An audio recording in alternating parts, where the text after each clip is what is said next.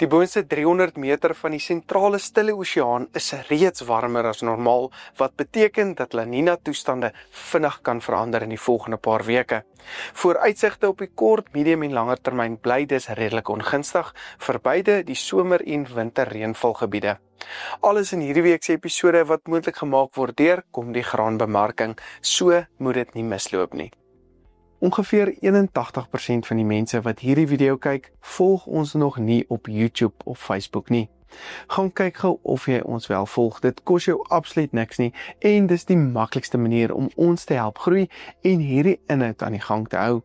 Op 'n snaakse manier is jy deel van ons suksesverhaal en wat ons probeer bereik hier by AMT, so baie dankie vir jou ondersteuning. Ja, goeiedag. Ons het hierdie afgelope 2 weke eintlik verstommende uitermate weerstoestande gehad. Die noordoostelike dele van die land verspoel, weste kant toe baie droog, en veral die tuinroete, die Weskaap ook bitter droog, baie warm toestande wat voorkom.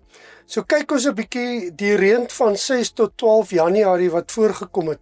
Kan ons sien die swaarste neerslae was omtrent rondom die Kruger Wildtuin, so bietjie verder wes dalk kolle gemaak, maar baie swaar reën wat voorgekom het. Wat lê vorentoe in wag op die kort termyn? Vir 15 Januarie kan ons steeds sien omtrent dieselfde gebied wat nog massiewe hoeveelhede reën kry, en ons praat hier van honderde millimeters. Dit is alreeds in vloed, baie van die riviere, so hier kan nog baie groter skades kom. Die res van die land, min reën, daar's darm 'n kans, 'n koue front het so oor die Kaap deurbeweeg, en daar is 'n kans dat daar ligte reën plekke tot 20 mm kan kry daar in die baie droë Mosselbaai, George, Langkloof gebied, hier van die 15de, 16de, 17de se kant. So ons hoop maar dat daar iets gaan gebeur, ook kolle daar in die Oos-Kaap. So hierdie is werklik in die baie droë gedeeltes, maar dit lyk weer eens na redelike ligte neerslae en nog nie reën wat water gaan of afloopwater gaan veroorsaak nie. Oor Namibië bly dit die noordelike gedeeltes kry ook goeie reën, suid bitter droog.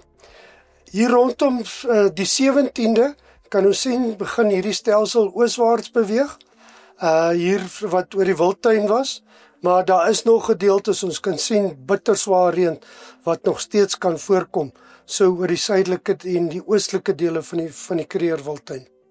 Van 20 Januarie af het hierdie stelsel of eintlik hier al van die 18de af wegbeweeg, hierdie baie swaar reën, en is daar so bietjie tropiese vog wat hier oor Namibië afbeweeg, en selfs Botswana, en vir ons enkele buie kan gee hier oor die sentrale gedeeltes. Ons hoop dat dit die mielie of die somergraangebiede gaan vang, want dit raak bitter droog en met die hitte kry ons nou al redelike skades wat begin voorkom.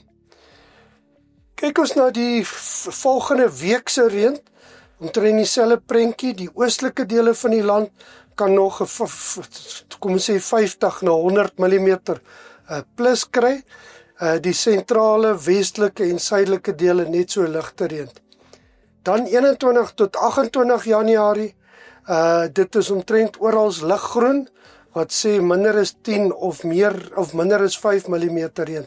So dit lyk nie asof hier in daardie week enige reën gaan voorkom, noemenswaardige reën nie. En dit kan nogal 'n impak hê op ons somergrane wat alreeds tans baie droogteskade, maar ook hitteskade ervaar. Wat gebeur met La Nina? Hierdie is die 4 La Nina of die 4 Nino gebiede. Die boonste Nino 4 is die naaste aan Australië en Nino 1 en 2 die naaste aan Suid-Amerika. En die blou gedeelte sê dis koeler as normaal. So aan die regterkant die gemerkte blok kan ons sien dat die La Nina het nog nie regtig waar gedraai soos ons gedink het nie. Die teen Australië Nino 4 het so 'n bietjie gedraai, maar ons moet onthou hierdie is die see-oppervlaktemperature, en as ons na die volgende grafiek kyk, is dit die gebied die gemiddelde temperature tussen 0 en 300 meter. so onder die ewenaar in die sogenaamde Nino gebiede. En daar kan ons sien van Februarie af aan die linkerkant was dit tot daardie gebiede redelik koel. Hier oor die winter so effens verwarming en toe weer afgekoel, die huidige La Nina wat ons ervaar het, en dit het middel Desember het dit reeds begin draai as ons na die bruin gedeeltes te kyk. So hier ons is op die tippie dat hier 'n groot verandering gaan plaasvind. Kyk ons na die reënval wat verwag word hier Februarie, Maart en April, dan sien ons oor die noordelike dele dalk nog, soos die liggroen gedeeltes, nog so effens bo-gemiddelde kans, maar in die weste kant, die geel ondergemiddeld, en die groot bekommernis is Maart, April, Mei, kan ons sien dat die hele westelike gedeeltes wat die so winterreënvalgebied insluit, ondergemiddelde reënval. So ons is baie bekommerd oor hierdie.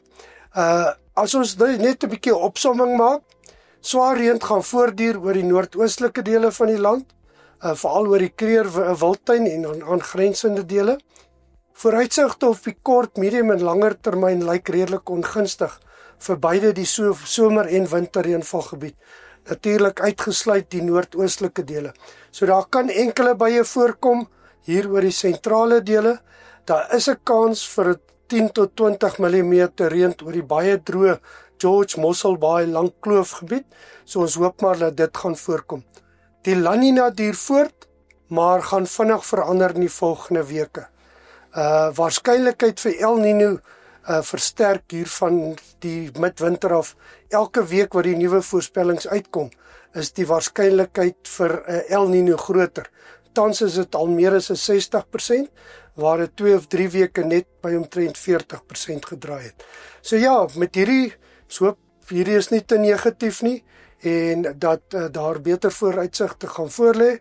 So dis wat ek vandag te sê het. Baie dankie Johan, soos gewoonlik baie insiggewend gewees en kom ons hou duim vas dat ons boere wel reën kry. Hierdie episode was moontlik gemaak deur Komdi Graanbemarking. Skakel gerus weer volgende week in.